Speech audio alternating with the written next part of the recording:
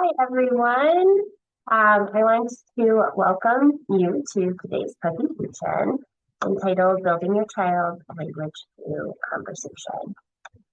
So my name is Sarah Stanton. I am a pediatric language pathologist here at Cleveland Clinic Children's Therapy Services. I have 9 years of experience as a speech therapist, and I'm also the mom to 2 young boys.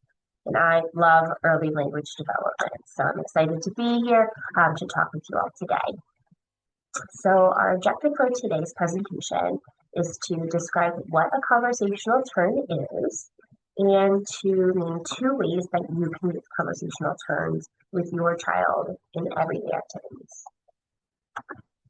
So let's get into what a conversational turn is. So conversational turns have a few other names. It might be known as talking tennis or serve and return interactions. And this is a back and forth exchange between a child and their caregiver. Okay.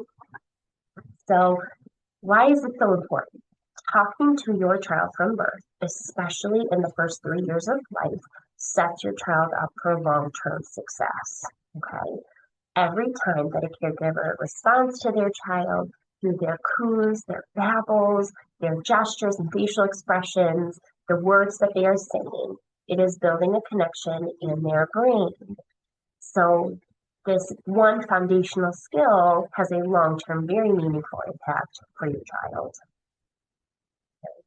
There's a researcher, her name is Dr. Rachel Romeo. She is at MIT, and she did a research study looking at different ways that caregivers talk to their children and what structural changes that has on a child's brain. And what they found was that when parents were given education about using conversational turns with their child, that the more conversational turns that a caregiver and a child engaged in, this resulted in structural changes to the child's brain when they use MRI imaging, okay? But these conversational turns supported language development, building of areas in the brain that support language development. Okay. Early talk and this use of conversational turns has been linked to multiple outcomes for long-term development, including higher IQ scores, increased expressive vocabulary, their receptive language skills, so that is a child's understanding of language, their social emotional skills, reading development, and executive functioning skills. So that's things like memory and attention. Now, a lot of providers, including speech therapists, physicians, early intervention providers, right? Especially when the child is experiencing a language delay or a language disorder, they say, talk more to your child. Read to them more, talk about what you're doing, narrate your day. And this seems like very well-intended advice, right? We want more language from your child, you should talk more. But what we know now is that it's really about the way in which we talk to our child, and not necessarily the how much. That engaging in these reciprocal interactions, serve and return, is more effective for developing the child's language skills than simply the words that a child hears, right? Adult spoken words. What do we want to do? We want to encourage back and forth interactions, child-directed speech. We're talking to the child about what the child is interested in, and it's building your relationship as well. Okay, so let's kind of get into what this is. So a child's serve can take many different forms. A serve can be what the child is looking at, what they're pointing to, what they have in their hands, what they are smiling about or saying the word about, right? It's any way that they are initiating communication. A return is any way that a caregiver is responding to the child's serve, right? That they are talking back to them. They are pointing to what the child's talking about. They are looking towards what the child is communicating about, right? It's any way that we are responding to their serve. So think about that tennis match, right? The child serves the ball over the net, the caregiver is returning it. And then that process would keep happening over and over again just like you experience in a tennis match, okay? So when you're identifying your child's serve, you need to really tune into what is the child doing, right? You need to look at what are they looking at, pointing to, what sounds are they making, how are they moving their bodies. But especially for a very young child who's not yet using words, or a child who's experiencing a language or speech delay, who's not yet using words to communicate, it can be more nuanced. It can be a little harder to pick up on for a caregiver, right? So look at these children, right? These children are all initiating serves. The baby is pointing to something that they see up in the sky. Baby is reaching for the bubbles. That's what they're communicating about. The child is smiling and looking at her dad. Baby is touching the leaves. They're interested in that. Or baby is looking up at the toy hanging on the play mat. And then that child is digging in the sand, right? These are all ways that a child can make a serve in a nonverbal way, right? So examples here, the child points to the ball, or the child looks at the cat and they're smiling. They are on the play mat, and they are kicking their legs. They're babbling, mama, mama, ma. They hold up the car and they say car, or they say, I want more milk. These are all different types of ways that a child might initiate a serve. Now, what's the return? The return is any way that a caregiver responds to their child with their own words, gestures, sounds, facial expressions, and play. Right? This is the step that focuses on building the child's language skills, right? And building their connections in their brain. When they are returning a child's serve, you are naming, what is the child seeing, doing, feeling, requesting? It's meaningful for the child, and that language is happening in context, right? If the child is looking at that picture of that apple in that book, and mama says, apple, maybe here's the word, they're looking at it, it's building connections. So going back to the examples that they just shared, right? If that child is initiating a serve, they're pointing to the ball that they want to play with, right? What can the caregiver do? They can look to the ball, point to it, and be like, the ball? You want the ball? Or if the child's looking at a cat and smiling, right? Well, what can the caregiver do? Their gesture, they can be like, oh, with an outstretched hand, and then be like, hi, kitty, come here, kitty, to call the cat over. If the child is kicking their legs, what can the caregiver do? Kind of grab those little baby's legs and you're like, wow, look at those legs go. Kick, kick, kick, kick, kick. And if the child's babbling mama, right, look at your baby. Make eye contact with them and go like, yeah, mama. Right? For an older child, right, if that child holds out that car to you, it's like a car. Outstretch your hand, accept it. Oh, what a cool car. Should we have a race? If that child says, I want more milk, go to the fridge, you get more milk, and you're like, okay, I can get you some more milk from the fridge. Okay. So how are we going to do this, right? What are the steps that need to happen in order for us to engage in these conversational turns?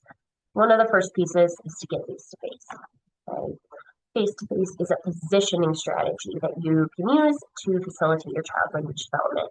And so when a caregiver is face-to-face, they are positioned in a way so that the caregiver and child can easily see each other's faces, such as across from them or directly next to them, to more effectively connect.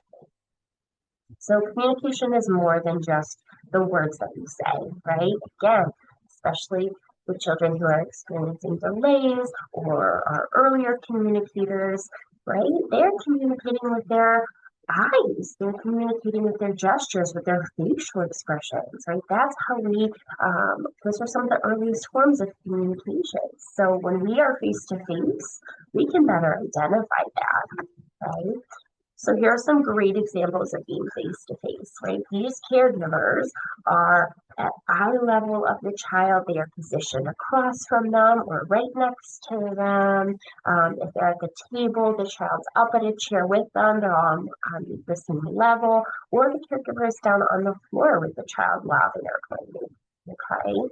This is allowing the child and the caregiver to better see each other's faces, to understand their communication.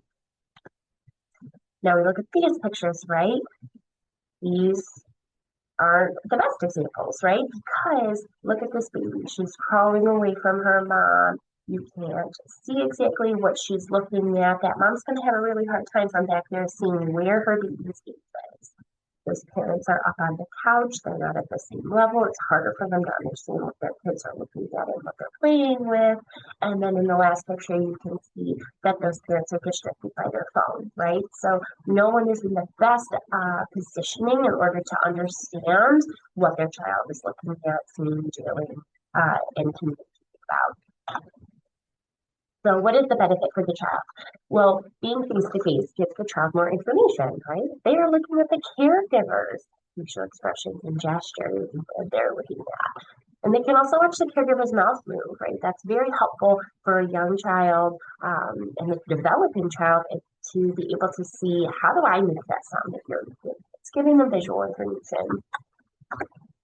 And what's the caregiver benefit, right? It's helping the caregiver better notice what their child is making a serve about. So in this picture, you can see that child is up at dad's level. He's pointing to something across the street. It could be like a bus, and dad can see that because he can watch his gaze and be like, oh, the bus, look at that bus going by, right? And it may require a caregiver to kind of get out of their comfort zone in order to put themselves in a better position. Okay, such as getting down on the floor and playing with their kiddo. And wait time. After each return, caregivers need to make sure that they are giving the child an opportunity to initiate another serve. Children need more time to process their responses and then to continue a turn-taking process. It can be very easy for caregivers to want to keep talking and to fill in any void, but it's really important that we wait and have the opportunity to keep the conversation going. So back to our examples. Child is pointing to the ball, right? Caregiver, you look to the ball, you're like, the ball? You want the ball? Wait. 1, 2, 3, 4, 5. Okay. Oh, right? Now, child looking at the cat and smiling, you're like, hi, kitty, come here. Wait. 1, 2, 3, 4, 5. The child outstretches their hand, right? That's them initiating another serve. The child's taking their legs, you grab their feet, and you're like, wow, look at those legs go. Kick, kick, kick, kick. Wait. 1, 2, 3, 4, 5. Baby kicks their legs again. The child's babbling mama, and you're like, yeah, mama. Wait. 5 seconds. The child giggles. Same thing here, right? They used to hand out the card to you, and you're like, wow, what a cool card. Let's have a race. You wait. Give that child some time to process. What did you just say? Yeah, right? They nod their head and say, yeah. And then lastly, right, you go and get more milk for your child. You're like, I can go get you some more milk. You wait. I was prompting them to be like, say thanks, right? Thanks, Dada. So constantly narrating or talking to your child seems like a great way, right, to promote language development, but you may actually be robbing your child of the opportunity to practice your communication skills, right? Waiting gives your child the chance to take another turn. Conversational terms is the foundation for language learning. So when you are doing all of the talking, you're changing that experience from conversational terms to just your child hearing adult spoken words. What do we know? What does the research show? The research shows that we want these back and forth conversations. You have to wait. Count slowly in your head to 5 before trying another way to help your child take a turn. Okay? So all about balancing terms, right? We want a back and forth exchange between a parent and a child within a conversation. Okay? Taking turns is the foundation of how we communicate with others, right? Think about you going to dinner or something, or talking with your friends. You have a conversation. We want back and forth. Okay? You're giving your child the opportunity to contribute and lead, really, the conversation. Okay? So this would be a great example of balanced turns, right? Mom and child, they are playing blocks together. Okay, so let's pretend child drops a block. What might the conversation look like? Okay, he drops the block. He goes, uh-oh. Mom says, uh-oh, block. Child goes, help. Gives the block to mom. Mom goes, I can put it on. Child's like, block. Mom goes, oh, wow, a purple block. If we stop and look back at this, there were balanced turns. There were 3 conversational turns that happened, right? Look at how this looks a little different. Same scenario, boy drops block. He goes, uh-oh. But this time, mom goes, uh-oh, block. I can put it back on. Here, give it to me. See, all better. Now we have a big tower. Let's take another block. So there, only one conversational turn happened. Mom was doing all of the talking, right? Baby only had a chance to get one word in there. What did mom need to do? She needed to stop and wait. We don't want to be doing all the talking. Let the child have the opportunity to initiate another serve. Okay? So notice how these first 4 talking strategies are all intertwined into one process. Okay? First, you get face to face. Get in position to best identify your child's serve. Then the child serves. They initiate an interaction by making a sound, a gesture, a movement, whatever. The adult returns the serve, right? They are responding through their words, gestures, and body language. Then wait. Caregiver waits. 1, 2, 3, 4, 5, L, right? Give the child a chance to initiate another serve. They initiate, and we keep the cycle going. That is balanced turns. Okay? So here, look at mama and baby. Baby serves. She goes, ooh. Mom goes, oh, hi. Right? Looks at baby. Well, how can we make this go more? Baby's coos, and mama goes, hi. And then she waits. Baby processes, she smiles, right? Mama goes, you're smiling. You do it again. Baby serves, she coos again, right? Ooh. Mama goes, I'm talking. So what did that look like? 3 conversational turns. We had 3 serves in there, 3 conversational turns. So how can you engage in conversational turns with your child at home? Through play. Use simple toys that facilitate conversational turns, such as blocks, baby dolls, cars, right? Parents and children both tend to talk less when they're playing with toys that are making the noises, that they're lighting up and moving, right? Simple toys help facilitate conversation. You also want to let your child take the lead, right?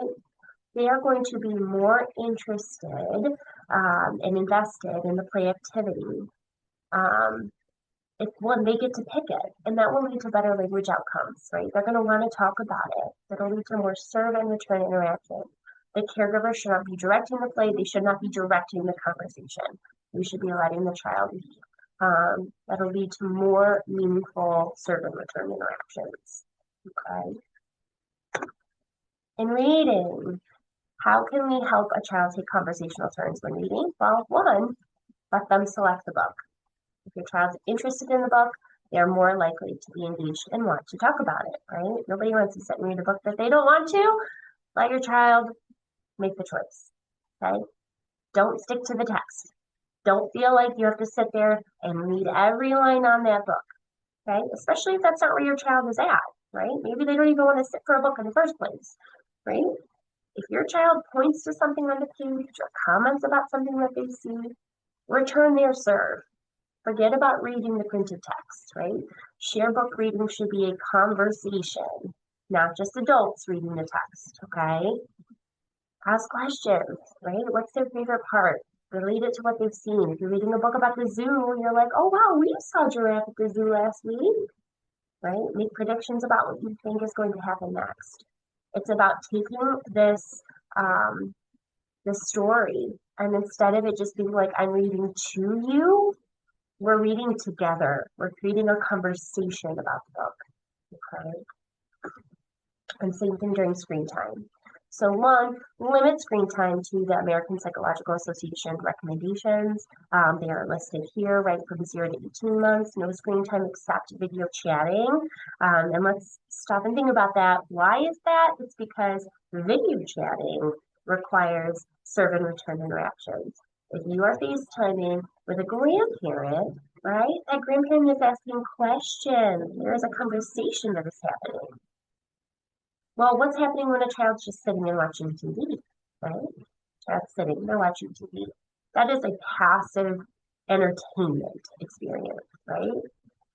There is no requirement for conversational turns. They are not having to practice, they are not having to communicate, right? That is all passive. They are just watching the TV. So it is a different experience, right? How can we improve upon that? Well, you can watch with your child and turn it into a conversation. Okay. Ask your child questions, make comments on what you see, relate the content to their personal life, respond, right? If you're watching a show and they're like, right, they have some reaction to something scary that happens, you're like, oh, wow, that was scary, right? You have taken something that they've experienced and you've turned it into a serve and return. Okay. So all in all, the takeaway that I really want you to have from this presentation is that engaging in conversational turns with your child is one of the most powerful ways to develop their brain and set them up for long-term success. Okay. And then here are some of the references from today's presentation. If you have any questions or concerns, don't hesitate to reach out to our virtual education team.